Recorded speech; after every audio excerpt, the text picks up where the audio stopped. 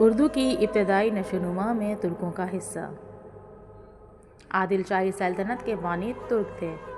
خود یوسف عادل شاہ کو ہندوستان آئے زیادہ عرصہ نہیں گزرا تھا، لیکن اس کی فکر اور شخصیت میں ہندوستانیت بلکہ دکنیت ایسی رچ بس گئی تھی کہ اس کے عوام بھی اسے دکنی ہی تصور کرتے تھے۔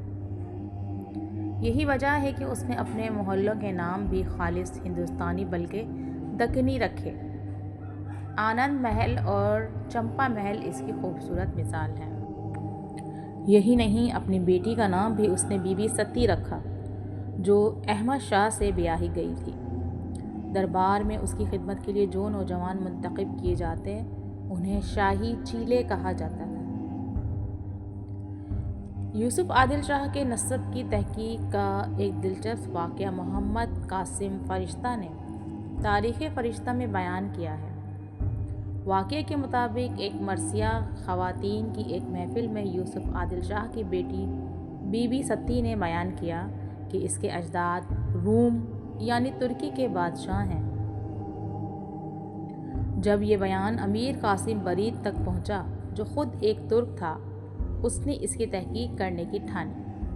فرشتہ کے مطابق امیر قاسم برید نے اپنے ایک قابل اعتبار شخص کو تجارت کے بہانے سے روم روانہ کیا تاکہ وہ ملکہ جہاں کے بیان کی تحقیق کرے۔ یہ شخص قسطنطنیہ پہنچا اور اس نے شاہی حرم سرا کی ضعیف العمر عورتوں سے سلطان محمد کے بھائیوں کے بارے میں پوچھا۔ ان تمام عورتوں نے جو کچھ کہا اس سے بی بی ستی کے بیان کی لفظ بلفظ تصدیق ہوتی تھی۔ اس طرح یہ بات ثابت ہو گئی کہ یوسف عادل شاہ سلطان مراد کا بیٹا ہے۔ ان تمام روایتوں کے علاوہ یوسف کے رومی النسل ہونے کا اس امر سے بھی اندازہ ہوتا ہے کہ وہ اور اس کا بیٹا اسماعیل دونوں ہی رومیوں کو بہت پسند کرتے تھے۔ اپنے عہد حکومت میں انہوں نے رومیوں کو بڑے بڑے عہدوں پر سرفراز کیا۔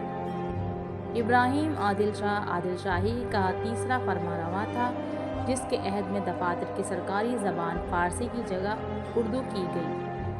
اس عہد میں اردو کو ہندوی کہا جاتا تھا۔ اس عہد میں میران جی شمس العشاق گزرے ہیں، جو بڑے عالم اور شاعر تھے۔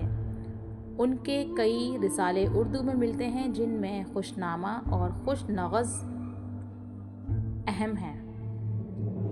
عادل شاہی فرمانرواؤں میں ابراہیم عادل شاہ ثانی، جو جگت گرو کے نام سے مشہور ہوا، ایک اہم حکمران رہا، جس کے دور میں اردو ادب بالخصوص شاعری کو بہت زیادہ فروغ ہوا۔ اسے شاعری اور موسیقی سے دلچسپی تھی۔ نورس اس کا شعری مجموعہ ہے۔ عادل شاہی کا 8واں حکمران علی عادل شاہ اردو کا ایک اچھا شاعر تھا اور شاہی تخلص کرتا تھا۔ اس کے دربار میں ملک الشعراء نصرتی نے علی نامہ لکھ کر اس کی شخصیت اور عہد کو جاویداں کر دیا ہے۔ علی عادل شاہ کے دربار کا ملک الشعراء نصرتی ایک قادر الکلام شاعر تھا اور قصیدہ، مرثیہ، مثنوی اور غزل غرضی تمام اصناف میں طبع آزمائی کی۔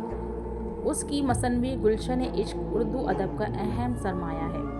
دوسری جانب گولکنڈہ میں قائم قطب شاہی سلطنت نے بھی اردو اور شعر و ادب کے فروغ میں اہم کردار ادا کیا۔